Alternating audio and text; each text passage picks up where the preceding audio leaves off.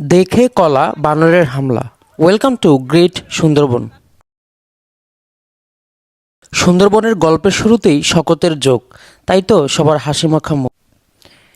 এবার মেঘবৃষ্টিকে পাড়ি দিয়ে রুমের ভিতরের দিকে হাঁটা শুরু করি। আমাদের 5 জনের জন্য রুমটা বেশ সুন্দর এবং গোছানো। সারা রাত জার্নি করে বেশ ক্লান্ত, তাই একটু ঘুমিয়ে নিই। লোকাল খাবারের পোড়া স্বাদ, যেন অমাবস্যার চাঁদ। এবার পালা বনের গহীনে যাওয়া।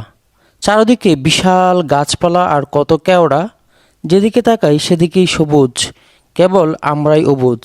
পরিবেশ রক্ষায় নেই কোনো উদ্যোগ। যতদূর দেখি গহীন বন, কি যেন খুঁজছে আমাদের অনুসন্ধানী মন। দেখা কি পাবো আজকে সেই বাঘের, অথবা কুমিরের, অথবা কোনো হরিণ? কাউকে না পেয়ে দেখা পেলাম একদল মানুষের। ঘোরাঘুরি শেষে একটু টোকাটুকি খেলা। বিকেল গড়িয়ে সন্ধ্যায় chicken barbecue and miss all of you. এভাবে মন ভরে খেতে না পারলে জীবনটাই শূন্য। এবার পালা করমজল। ওখানে আছে হরিণ আর বানরের দল। যেতে যেতে পথে সুন্দরবনের সব পরিচিত গাছ, সুন্দরী, ঘেওয়া, গরান, পরাণ। পরাণ গাছ নাই যদিও, এটা এমনি বললাম। কেওড়া, গোলপাতা, কত কি দেখা যায়।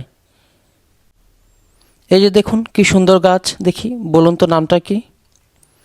এসেই দেখি বানরের কৃষিকাজ করছে, কেউ চাঁদা দাবি করছে। চাঁদা পেলেই সবাই খুশি।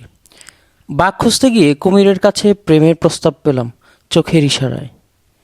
সুন্দরবনের ট্যুর শেষ, এখন বাড়ি যাওয়ার পালা। টাটা।